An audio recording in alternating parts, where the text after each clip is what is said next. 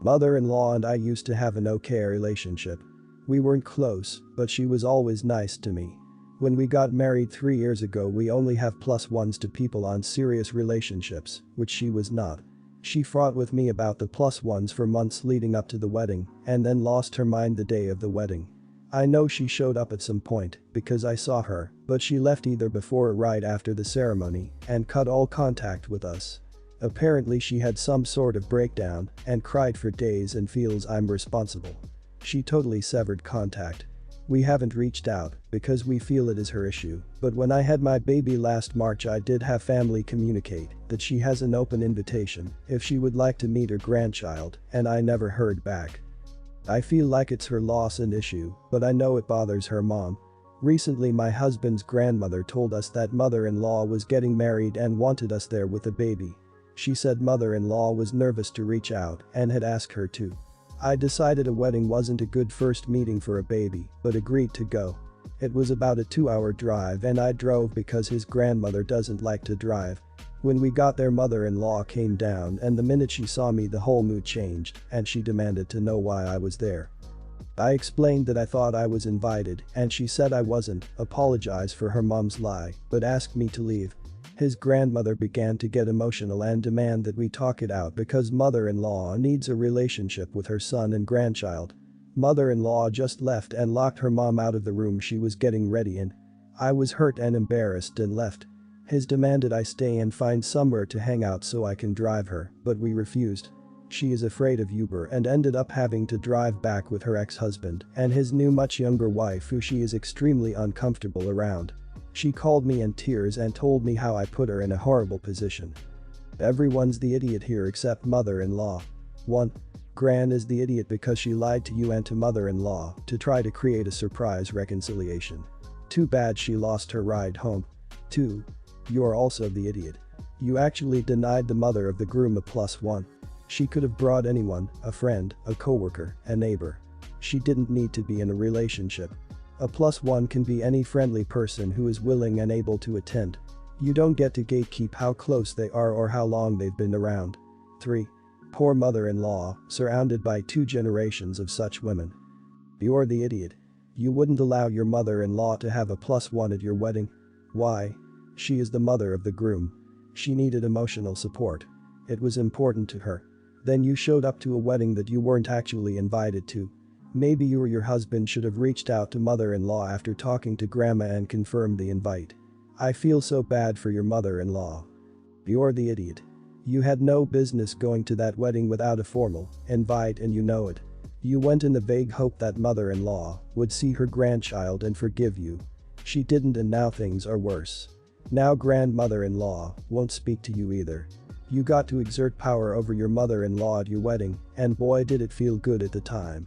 But you knew any relationship you and your children may have had with husband's side of the family.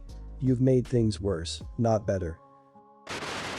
I'm currently 6 months pregnant with mine, 27, and my husband's, 30, first child. We decided that we would find out the sex of the baby, but keep it to ourselves until after the baby is born. We also told our families that we would prefer to keep baby pictures and all the baby's information, middle name, height and weight, etc. that's sometimes posted when somebody has a child off of social media. We understand there will be group pictures the baby will be in, which we said we would allow as long as there aren't an excessive amount of pictures posted with our child in them. My husband's family was completely understanding and told us they would even show us pictures before posting them. My family, however, was the complete opposite. This is my dad and stepmother's 3rd grandchild and they didn't understand why we wouldn't tell them the sex of the baby and felt like they deserved to know what it is before the baby is born. They also said they will post whatever pictures they want to because it's just social media, what's the big deal? My parents are addicted to social media and post constantly, sometimes a little too much information that makes me uncomfortable. We ended up getting into an argument and before I left I told them it's my baby, my choice, so if they don't like my rules, then they won't see their grandchild. My siblings started texting me and telling me that I'm overreacting and it's not a big deal for them to post pictures and information of my child since they already post a lot about the other 2 grandkids. My husband's family are on our side and told us that we're doing what's best for our child. Am I the idiot? Not the idiot. You are setting very clear boundaries about how you want things to be. Your parents are disrespecting you and your boundaries by flat out ignoring your wishes and, I assume, involving your siblings. Coming from someone who cut ties with their only parent, I would suggest backpedaling a bit and trying to have a sit-down conversation with your parents about your expectations and the repercussions if they decide to ignore them. Absolutely not the idiot. I finally told my mom that if she couldn't stop plastering photos of my daughter all over Facebook, that I'd only let them be together when my mom's phone was in my hand. I don't have a Facebook, my husband doesn't have a Facebook, there's a reason for that. I don't give two craps if you want to show off your grandchild to some lady you went to high school with 35 years ago and talked to once since. Sorry to be blunt, but that's not my problem. I cringe every single time a friend posts baby and kid photos all over social media. The user agreements state that the site owns rights to the photos and can use them. I know I'd be upset to grow up and see my baby photos used in Facebook marketing campaigns or whatever they decide to sell them in. Also, many sites are doing dubious personal info collection. I think it's more than appropriate to let your child grow up and make an informed decision on whether or not they want their image or personal info online. My brother started dating this lady Jessica in January. The three of us live in the same city, about 3 hours from me and my bro's parents and extended family, so until recently, I was the only member of his family Jessica had met. One of my brother's favorite things to eat is the sweet potato and red pepper soup I make. The relevant info here is that this soup features onions as an ingredient, not enough that you'd eat it and go oh wow, this sure tastes like onions, but enough that if you skip them, it wouldn't taste right. I make this soup for him approximately once a week and Jessica has come to love it as much as he does, without ever mentioning any issues after eating it. So, the issue. My brother, Jessica and I traveled to bro and I's hometown for our grandmother's 90th birthday celebration this week. Our mum was catering it, specifically with traditional Indian foods, since that's where she and our grandmother are from. However, when we arrived and I offered to help mum with the prep work, I noticed she was making several additional dishes like chicken nuggets, chips and finger sandwiches, and was keeping them well separate from the rest of the food. I asked what that was about and she casually said, "I'm just making sure that Jessica can have something to eat with her allergies." I said I didn't know she had allergies, and mum said yes, she says she's severely allergic to onion, garlic and coriander. If you're familiar with Indian cuisine at all, you get why it would be an issue for someone with these allergies. Except, Jessica eats my soup. All the time.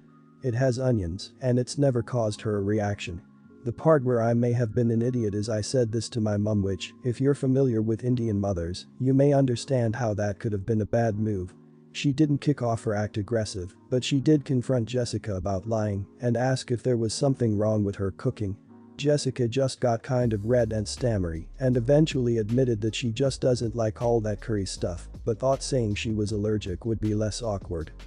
Mum got pissed off because she'd taken such efforts to keep everything separate and whatever to avoid cross-contamination. Jessica got pissed off because mum was pissed off. My brother got pissed off at me for saying anything in the first place. Everything got rather awkward and Jessica ended up not even coming to the party. They now haven't spoken to me all week, except for my brother telling me I'm a gossipy idiot and I shouldn't have said anything, which, yeah, I kind of get. Was I an idiot? I didn't intend to cause drama, it was kinda just a surprised "oh, that's weird, my soup with onions in doesn't make her ill." I feel bad for ruining her first impression with our family and embarrassing her. Not the idiot. You didn't expose her maliciously, you were simple caught in her lie. Nothing would have happened if Jessica hadn't lied to start with. Faking allergies to force people to cater to your needs is very disrespectful. I understand that Jessica is mad at you because now she won't get any respect from this side of the family and will always be seen as the liar. But it's all on her. She played a stupid game, she won a stupid prize. Not the idiot. Lying about allergies and thus making someone's family go to the lengths to make them entirely separate dishes when it's not true is an idiot move. I understand they were trying to avoid the awkwardness of her having to admit to just not liking Indian food, and perhaps you could have picked up on that, but it's not your fault that you didn't. They could have notified you if they wanted you to back her story. My girlfriend is an extremely picky eater, and when we go to family dinners we typically get her something to eat before or after, and she just apologizes and tells them she's a picky eater if they ask about it. No need for lies. You just expressed your surprise by telling your mother how strange Jessica's allergy was. Jessica shouldn't have lied. Your brother should have talked to your mother before she went through all the expense and trouble to prepare food she thought Jessica wouldn't have trouble eating. The truth would have come out eventually. Jessica and brother are the idiot. They are totally at fault here. They're angry for getting caught and being told off. And you certainly aren't a gossip. I don't like to wear makeup a lot. I used to be obsessed with it. I even got a second job just to fuel my addiction to it. After college, I lost interest with COVID and working from home.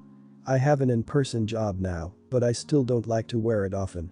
My stepmom believes that makeup is an important part of the daily routine and shames people who don't like to wear it. She found out that her daughter, my stepsister, didn't wear makeup for a phone interview and blamed the fact that she didn't get the job on the lack of makeup, making my stepsister cry. She always sends me videos of girls doing cool makeup styles and wishes I would do that. We went to a wedding this weekend and I stupidly forgot to curl my eyelashes, which in hindsight is not that big of a deal. My stepmom got mad, saying that this wouldn't have happened if I cared more about my appearance. She claimed that my crush hasn't asked me out yet because I don't wear makeup. I snapped at her, saying that she had no right to make assumptions and that it was my choice whether or not I wanted to wear makeup. I told her that makeup couldn't fix her mean-spirited personality. She got really offended and her mom told me that I was being unfair. My stepsisters think I was in the right for sharing my concerns, but now my stepmom isn't speaking to me. She expects an apology for what I said, and I'm feeling like it was harsh.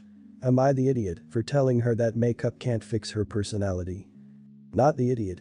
As a 45-year-old woman, employed full-time since I'm 18 years old, who doesn't wear makeup and hasn't in a long time, I can tell you that your stepmom is wrong. I think you were right in what you said to her. She is making you and your stepsisters feel bad because she thinks you should wear makeup. She thinks your stepsister didn't get a job because she didn't wear makeup during a phone interview. I mean, does she not realize how ridiculous and illogical that even is? Be who you are, it sounds like your personality will shine through. Wear makeup if the spirit moves you or don't if you don't want to. I think perhaps she should get an apology from you right after she gives one to you and your stepsisters, and not a moment before. If anyone thinks makeup is important or they view it as a necessity, they're an idiot. They're also huge idiots if they attack other people for not wearing it. I couldn't give a crap if my friend wore makeup or not. As long as she ain't looking like Shrek, she can do what she wants. Not the idiot. Makeup is never important or necessary. Girls who think it is either idiots or hugely self-conscious and hate what they look like without it. Shaming people for their appearance is a bad personality trait. It doesn't matter what people wear or how they look, there is no wrong or right, just preferences. And just because someone doesn't share your preference doesn't make them wrong, only different. Personally, I think wearing makeup is very fake, and people wearing heavy makeup just repulse me mostly. It often looks like the people wearing it have fallen into several pots of grease and paint, at least to me. But I would never say that to them because wearing makeup is their decision, and if they feel better with it, who am I to tell them differently? I, 25, was born October 31, 11:59 p.m. Halloween's midnight. The stars aligned so that I could be the queen of this festivity, a damsel of shadows, lady of the night, supreme consort of illusions. Well, it didn't happen. As years went by, I started to resent this fact. At first, because a lot of my friends would rather go out and spend the whole afternoon and night going trick-or-treating around instead of remaining in just one place, and then because in my teenage years I somehow ended in a position that people expected me to throw a Halloween party, but when the party came it was all about the costumes and the buzz. Most of them didn't even buy me a gift. I was not the birthday girl, just the Halloween hostess. When I finally grew a spine at age 19 and said that year there would be no party, I celebrated my birthday alone cause everyone had better things to do that weekend. Since I started college, I had made clear to all my social circle that I hate Halloween. I don't like costumes, I don't like decorations, I don't like spooky things. It's not like I go around destroying and cursing everything during October, but don't expect me to celebrate. Nowadays, I do my birthday at midday with a very vanilla no thematic party. Knowing all this, you should understand why, last Saturday, when I went home after spending the day with my parents and found a surprise costume party, fully decorated with orange, black, pumpkins, bats, and spiders, and with all my friends as superheroes and monsters, I went in complete shock. There are videos of it. I entered, saw it all, made a very weird expression, similar to that of a deer startled by headlights, suddenly turned around and ran into my car. People tried to stop me, but it seems I was too fast. I don't remember honestly, it's all a blur. I just remember the shock and then waking up in my car on a big mall's parking lot, crying. It's like I went full autopilot. I then went back to my parents. My friends are mad at me. It seems that somehow they all got the idea that I was over my Halloween hate since I haven't talked about it in a long time and thought it would be the greatest plan to surprise me with it. They were the whole day decorating, spent a lot of money in the event, and, according to them, the whole logistics were extremely difficult. A party for more or less 30 guests ain't no easy deal. All for me to just arrive, ruin the mood of everyone, and sent all their effort to trash. This people, who I don't know if I should call friends anymore, sent me to what I assume was a panic attack, but I am the villain in the story because I wasted their hard work. Honestly, I don't know, I have barely speak to anyone this week because the environment is super dense and I don't know if I am the crazy one here. Not the idiot. I'm going to say no idiots here. Your friends were incredibly misguided, but I don't think they were malicious. Just naive. You should talk to one of them, the most level-headed of them, and explain this or show them this post. It's always a risk with surprise parties that the surprise won't be happy about it. Your reaction was extreme, but it was also something you couldn't control. That happens with strong enough emotions, you blacked out and were absolutely on autopilot. They may not have the life experience necessary to understand what happened, but this is not your fault. Not the idiot.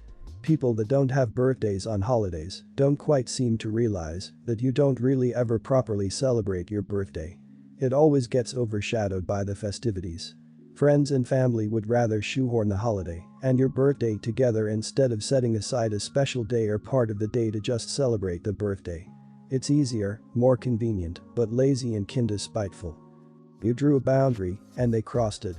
So what if you haven't talked about it for a while? Was it supposed to mean you don't hate Halloween anymore? Absolutely not. The thought of wanting to surprise you and celebrating your birthday with you is nice and all, but the execution was horrible. They knew you hated the theme, but assumed otherwise because you haven't talked about it. They placed you in an awkward position, not the other way around. Had they expressed their thoughts of celebrating your birthday with you in a party, this could have ended better. But nope.